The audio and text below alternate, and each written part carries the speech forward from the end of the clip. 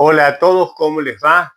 Nuevamente, estamos en el podcast número 3 de una serie extensa de podcast donde voy a describir mi tarea con la comunidad sorda. Yo soy terapeuta, psicólogo, ya se los dije, mi nombre es Gustavo Rubinovich, psicólogo argentino, que he trabajado con comunidades de muchos lugares de la Argentina, muchísimos lugares de la Argentina, y también de Latinoamérica y alguna vez en Estados Unidos, en donde tengo experiencias variadas y donde mi propósito es mostrar algunas de las ideas que tengo acerca de qué se trata el fenómeno de la sordera, como no como una discapacidad per se, sino como una forma de estar en este mundo, lo cual no lo convierte en patológico, sino, para mí es clave esto, no lo convierte en una patología, no lo convierte en algo para arreglar, como en inglés se llama to fix, sino como un desafío que tenemos. Esta es como mi leitmotiv, digamos. Es como un desafío que tenemos los terapeutas de comprender a personas que tienen un modo de comunicarse que la mayor parte de las veces desafían nuestro modo de conversar. Por lo tanto, en mi página gustavorubinovich.ar, después queda descrito en el escrito de YouTube, digamos, ahí pueden dirigirse YouTube y de ahí a la página, y pueden mirar videos de mi tarea y ahí van a ver muchas cosas de las que yo hago, ¿sí? Dicho esto, no es un modo exacto, mi propuesta no es un modo exacto de hacer las cosas, todo lo contrario, es un modo, quiero mostrar, quiero compartir con ustedes un modo inexacto de hacer las cosas con el que me ha ido bien. Esa es la paradoja. Es como un modo inexacto, digo inexacto en el sentido no que no es exacto, o sea, es como contrario a lo lógico matemático, lo he dicho en el podcast 1, en el 2, en el 3 y lo diré así, no es lógico matemático, no es para arreglarlo al otro, ¿no? Sino, como decía antes, es para ser un escultor, que no lo hace a mi forma, sino que trata de sacar de ese discurso con el que viene la persona sorda, de qué se trata lo que me está contando, de qué se trata. No importa si es en lengua de señas, si es en lengua oral, si el nivel de la lengua de señas es altísimo, si el nivel de la lengua de señas es medio, es bajo, es confuso, es antiguo, señas que yo no uso, señas de otro país, señas de otra región de mi mismo país que yo no uso. Ustedes sabrán que la lengua de señas no solamente no es universal, hay lengua de señas argentina, uruguaya, japonesa, ucraniana, rusa, de Estados Unidos, etcétera, etcétera, etcétera. Cada país tiene la suya, pero además de eso, dentro de cada país, la lengua de señas tampoco es la misma. ¿Por qué? Porque no es lo mismo lo que se come en la Argentina, por ejemplo. No es lo mismo, no sé, las comidas que se comen acá en donde yo vivo, que es la capital federal, Buenos Aires, que lo que se come en el norte. Y entonces yo cuando converso con alguien de Jujuy, que me hace señas de lo que comió, no conozco ni la comida ni la seña. Por lo tanto, hablaba de lo inexacto. Me gusta mucho plantear esto del terapeuta inexacto. Es como estar atento, es como estar atento. Ya dije antes, lo repetiré, Schotter le llama esto estar en ese momento desprovisto en esa reunión. Entonces lo que hago es, obviamente lo que hago es preguntar, ¿qué me estás diciendo?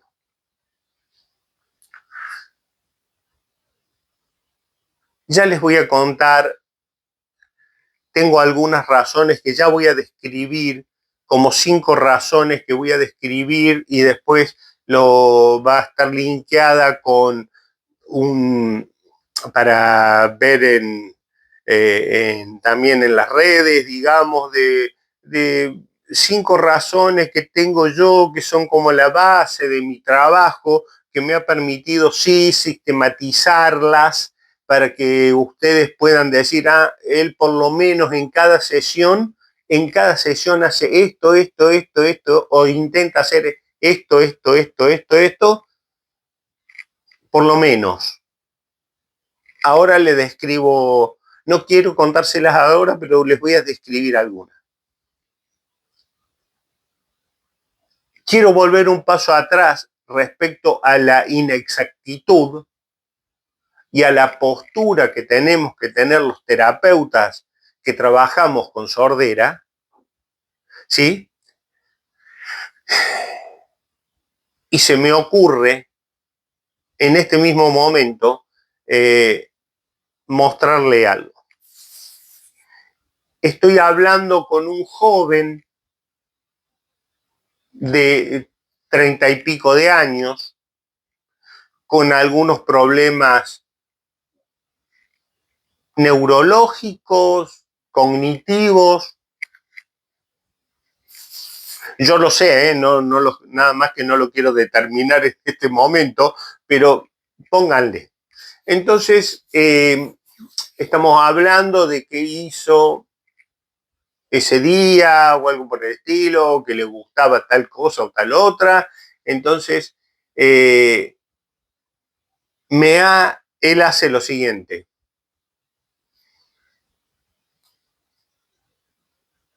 Me cuenta algo sobre esto.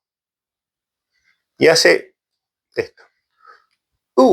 Le digo yo, que estuvo preso. ¿Quién estuvo preso? ¿Quién estuvo preso? Y él me dice, no hay, que no era preso. ¿No es preso? ¿Y qué es? Es esto. Y se esfuerza por mostrarme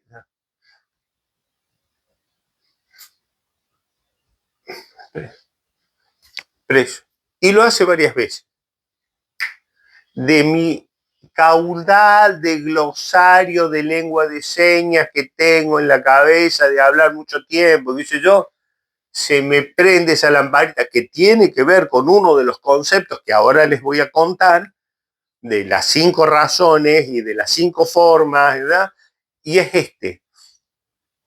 Yo le digo, perdón, culpa mía, me atribuyo el error para no atribuírselo a él, porque no quiero, en las 5 razones, no se los quiero atribuir a él diciendo, vos hablas mal lengua de señas, que es una cosa que se repite en el mundo de la sordera, por lo general es, vos hablas mal, vos hablas bien, y esto está dicho por oyentes y por sordos, desconociendo las leyes de la lingüística. Lo veremos más adelante, o ya lo he nombrado en los 2 podcasts anteriores.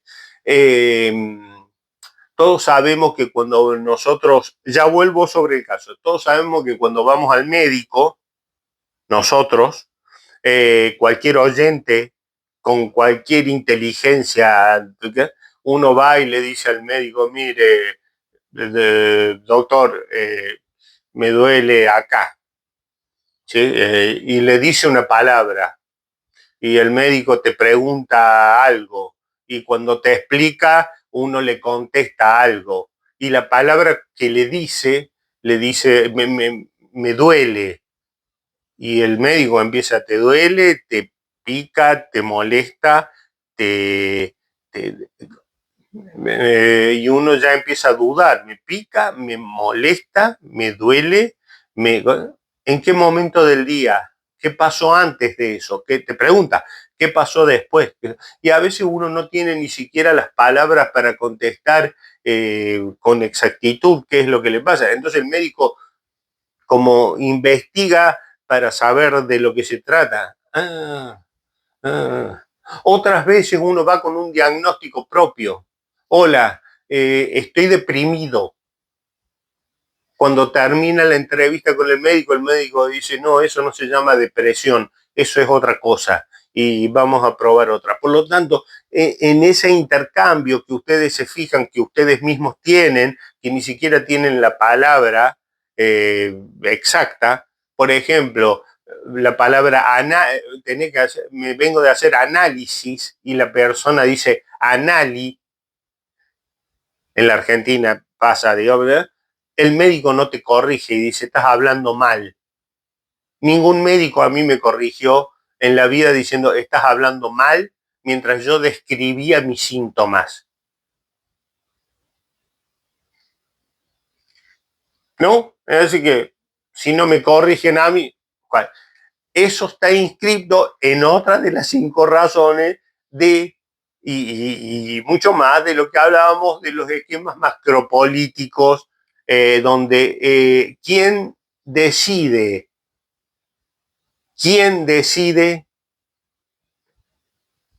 el valor que tienen las palabras dentro de una entrevista, dentro de una conversación con una persona sorda? Y ahí es el problema. Yo básicamente trabajo en eso, en lograr una conversación equilibrada, abierta, dialógica, ¿sí? Donde no sea yo el que decide por él, ni que le dice lo que tiene que hacer. Tengo muchos ejemplos para que se me vienen ahora a la cabeza, pero que le dice, vos tenés que hacer esto, o a los padres se le dicen, vos tenés que hacer esto, si no, todo va a estar mal. No paso por ahí, paso por otro lugar que ya se lo he dicho muchas veces y tratando de lograr esto, una conversación abierta, igualitaria, democrática, donde estemos de igual a igual en la conversación. Yo tengo mis responsabilidades, que es ayudarlo. Intento ayudarlo de esa manera. Con esta introducción, vuelvo y digo, preso, se me prende la lamparita y digo, fútbol. Esto es pelota, fútbol. Me dice, sí, fútbol. Fíjense, fútbol. De esto es lo que yo... Y después seguimos hablando sobre el fútbol con él, ¿no? Fútbol, está bien. Yo no lo corrijo, no le digo que fútbol está mal, le digo que fútbol, que él siguió haciendo toda la entrevista fútbol y yo seguía haciendo toda la entrevista fútbol. La seña de fútbol en lengua de señas es esta, ¿no? Después les cuento más cosas sobre que agregué cancha de fútbol, que eso aumenta las posibilidades de los canales de comunicación para que no me quede con fútbol y que a él tener más oportunidades para ampliar su vocabulario y su forma de comprender el mundo. Eso queda en las 5 razones también. Fútbol, fútbol. No lo corrijo. No lo corrijo. Otro. Otra persona hace. La palabra acerca de la no corrección. Acerca de la no corrección. Y ya vuelvo con la teoría. Cambiar es cambiar. Hay muchas formas de hacerlo, pero una forma es cambiar. Un joven también hace cambiar. Fíjense, cambiar. Otra persona hace cambiar, invertido. ¿Sí? Invertido. Cambiar. Yo esa señal la entendí fácil cuando estuve conversando con él y hasta el día de hoy, después de 50 entrevistas que he tenido sobre su vida y todo, me sigue diciendo cambiar y yo le sigo diciendo cambiar. Él no puede modificarla por dificultades, obviamente, de tipo neurológicas y yo puedo conversar con él. Ahí está el desafío. Ahí está el desafío.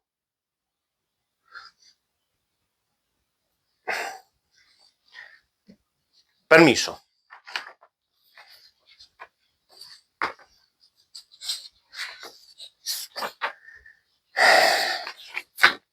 Dice, voy a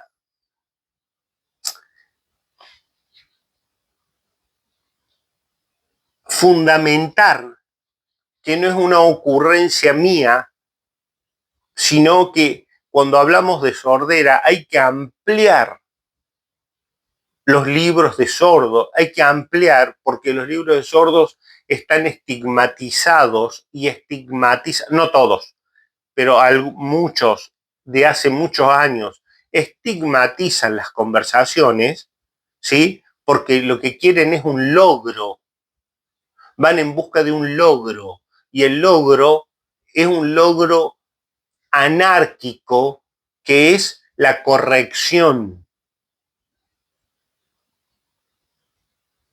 Voy a volver a repetir esto. Lo que buscan, y esto está descrito en muchos libros, es los profesionales, mucho, lo que buscan es el logro básicamente que se esconde como un fantasma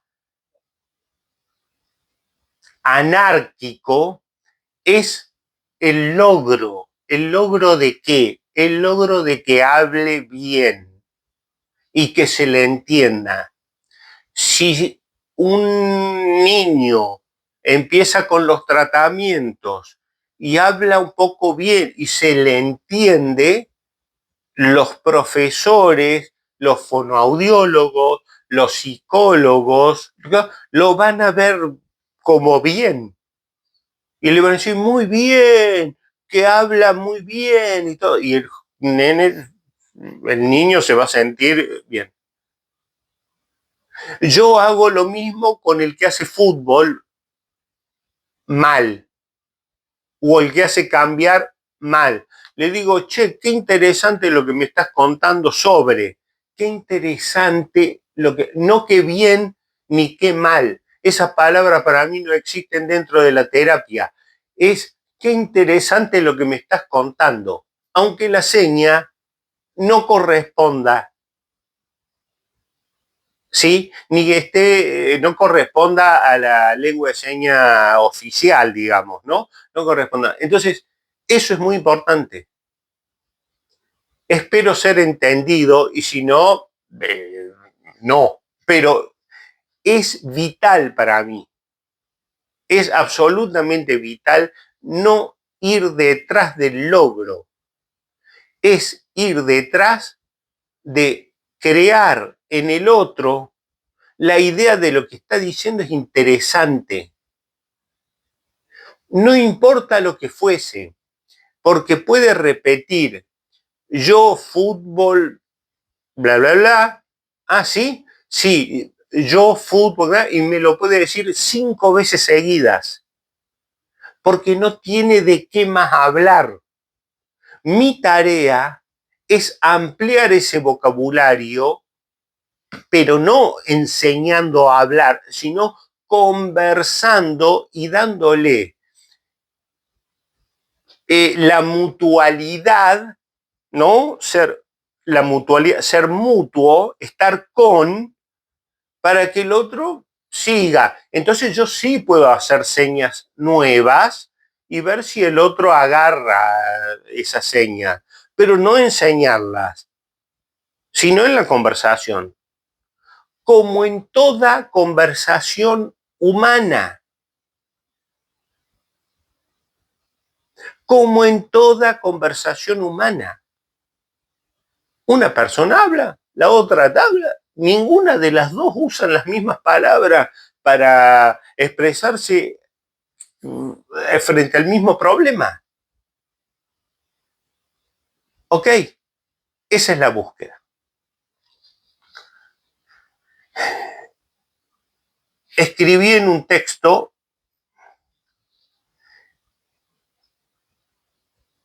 esta manera de ser es en realidad, y eso lo dice Schotter, una manera culturalmente preferida del ser.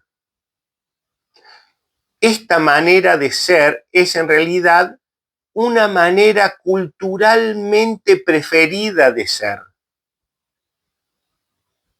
Yo, en mi rol de psicólogo, portador de un rol social, colaboro en la aceptación como posibilidad de que una manera culturalmente preferida del ser sea hablada con las manos, en lengua oral, con el cuerpo, etc. Intento además, a través de espacios de reflexión, que la familia se comprometa con estas ideas. Supongo que un niño joven, sordo, tienen cosas por decir y no encuentran el modo culturalmente aceptado de hacerlo. Por ello, no someterse a la mirada pública asumiendo la condición del monorrelato. ¡Oh!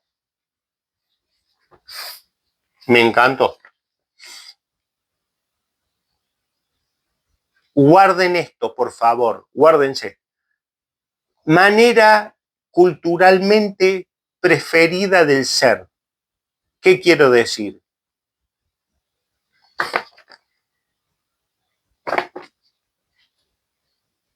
Las personas que ustedes van a ver, ¿sí? Se comportan, todos nosotros, pero ahora me dedico a la comunidad, a las personas sordas, a veces vienen preformateadas por esa manera culturalmente preferida del ser, que quien se lo dicta el Estado. El Estado no es el Estado, el gobierno, sino el Estado es lo macropolítico y luego lo micropolítico. La escuela, los médicos, los hospitales, los psicólogos, los fonoaudiólogos, todo el sistema que hace que cuando nazca ese niño se le den instrucciones a la familia, instrucciones de cómo es la manera preferida del ser. Y entonces la familia cumple. Porque, ¿por qué no? ¿Cómo no voy a cumplir? Así como te dicen, tenés que darle la leche, sería más o menos lo mismo, tenés que darle la leche, así, al bebé, le dice, además es sordo.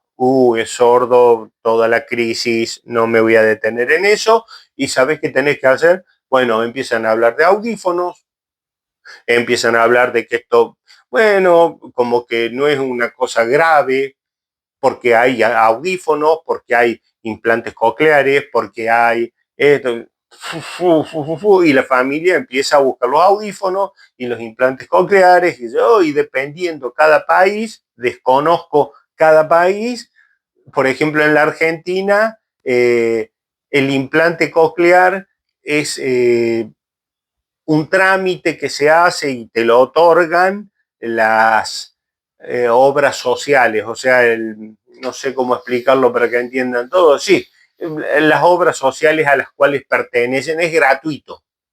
Por lo tanto, no es un trámite muy complejo, no hay que comprarlo por tantos miles de dólares. Le dan el implante. Y ese implante después lleva fonoaudiología. Y esa fonoaudiología son 3, 4 veces por semana. Y depende cómo rinda, cosas. Con el tiempo, ustedes van a ver, los que conocen, que muchos deciden ni siquiera usarlo. Yo conozco muchos sordos que la seña básica es, me lo saqué. Ah, sí, te lo sacaste. ¿Por qué? No me sirve, no me gusta. ¿Por qué? No importa, esa es otra discusión. Lo que quiero decir es manera preferida del ser. Esa manera preferida del ser, dice Bourdieu,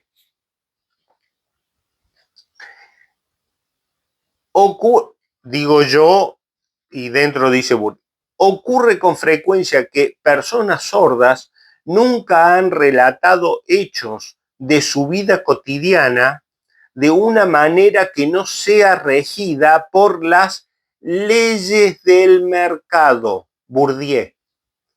Por las leyes del mercado.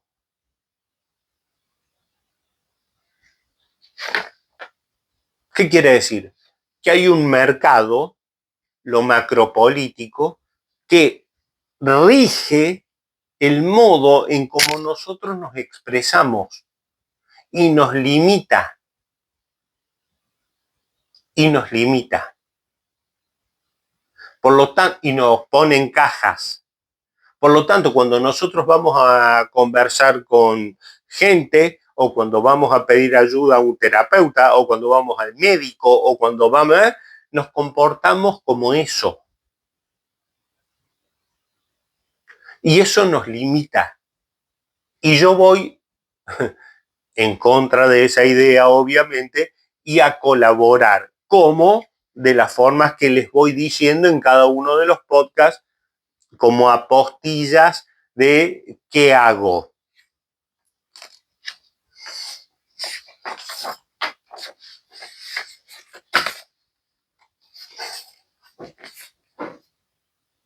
Más adelante digo, el hombre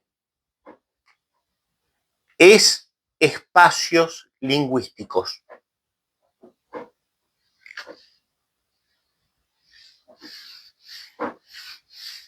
El hombre es espacios lingüísticos. ¿Qué quiere decir? Vengan hilando, no se olviden, vengan hilando. Todo lo que digo es, el hombre es espacios lingüísticos. La gente, ¿cómo construye su psiquismo? Sola. Nace solo. Si estás en una isla, naces en una isla solo. ¿Cómo crees que te desarrollas? ¿Qué vocabulario vas a tener? ¿Qué inteligencia vas a tener? ¿Qué modos de comportarte en una fiesta? ¿Qué modos vas a tener? Miren, cualquier película. No hay que ser muy inteligente para eso. Entonces, estaba viendo que tengo acá cosas para decir, vamos bien. El hombre es espacio lingüístico, por lo tanto, lo que tenemos que provocar los terapeutas todos es crear un momento cuando trabajamos, y a las familias ni hablar, son espacios, ¿sí? Espacios lingüísticos, donde el joven sordo te cuenta una cosa y uno no le haga, ¿sí? De eso se quejan muchas personas sordas, muchos jóvenes. ¿Qué te hacen? Me contestan así, no les entiendo nada. Ese no entender nada corta el espacio lingüístico. No existe el espacio lingüístico allí. La única forma que existe espacio lingüístico es si las lenguas se comparten de alguna manera. Ya lo dije en el otro podcast, también pueden dirigirse. Entonces, esa es la única forma que tenemos de ser humanos. Por lo tanto, hablar lengua de señas, cuando uno tiene en la familia a una persona que nació con sordera y habla en lengua de señas, es una buena idea. Y si habla en lengua oral y tiene esa posibilidad, también es una buena idea. Pero ninguna cosa predeterminada, limitante, que sea para arreglarlo, sino para posibilitarlo. ¿Sí? Para darle la posibilidad de estar en espacios lingüísticos.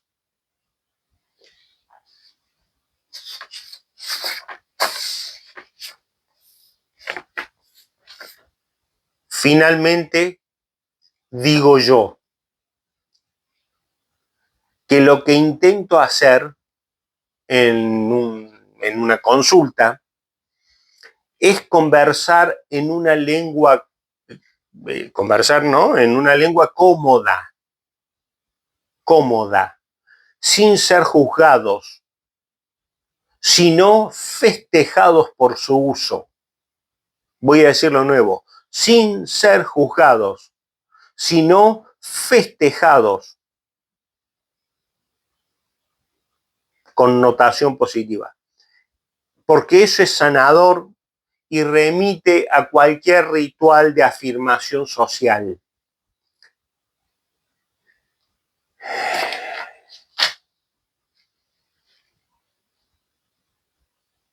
Y ahí estoy. Bueno, me quedo pensando si he cumplido el objetivo del podcast 3, que tiene que ver básicamente con mostrar enérgicamente mi postura, que no es mi postura porque se me ocurrió, porque yo soy espacios lingüísticos y lo aprendí de leer y de conversar con gente y digo, las terapias tienen que ir por este lugar, las familias tienen que ir por este lugar, espacios lingüísticos, maneras preferidas del ser, tener cuidado con eso, no catalogar, no encerrar.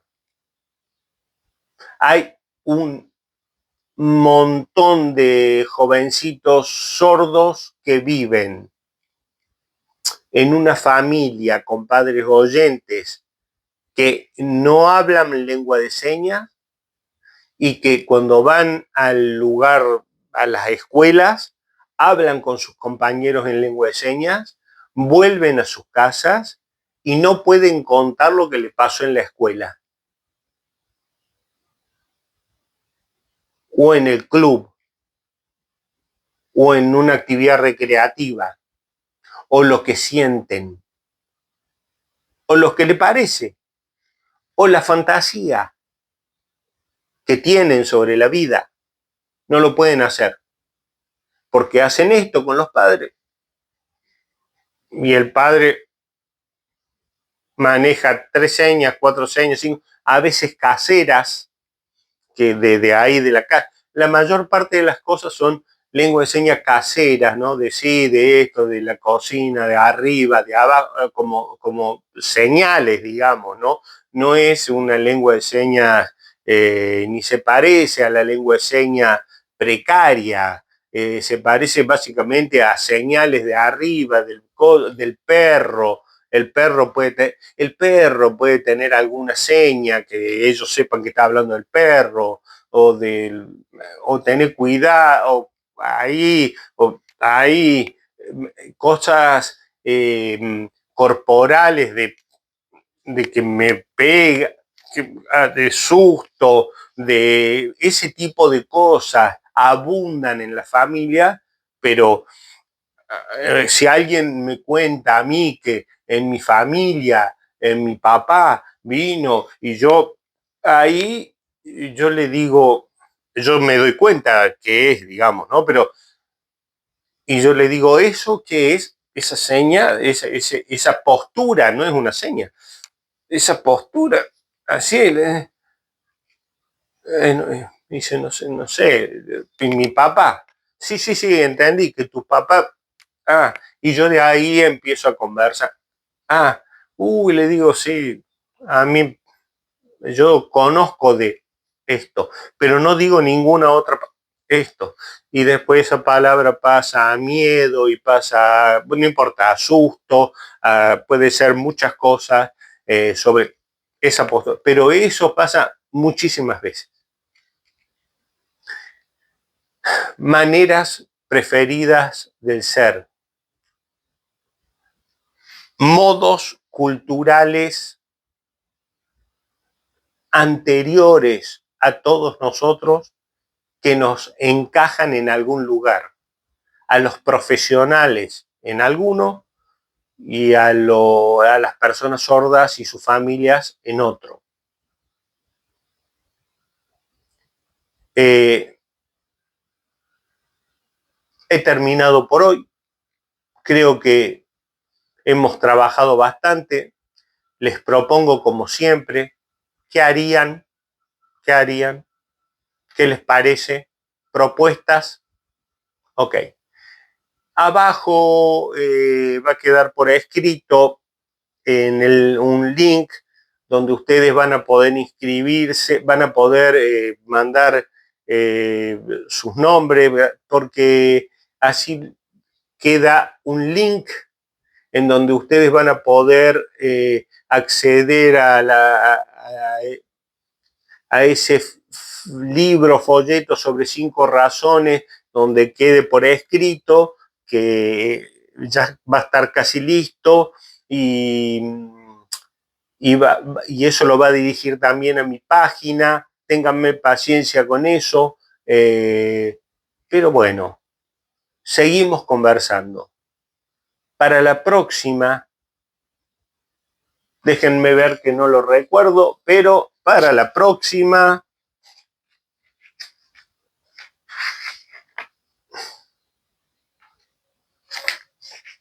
interesante.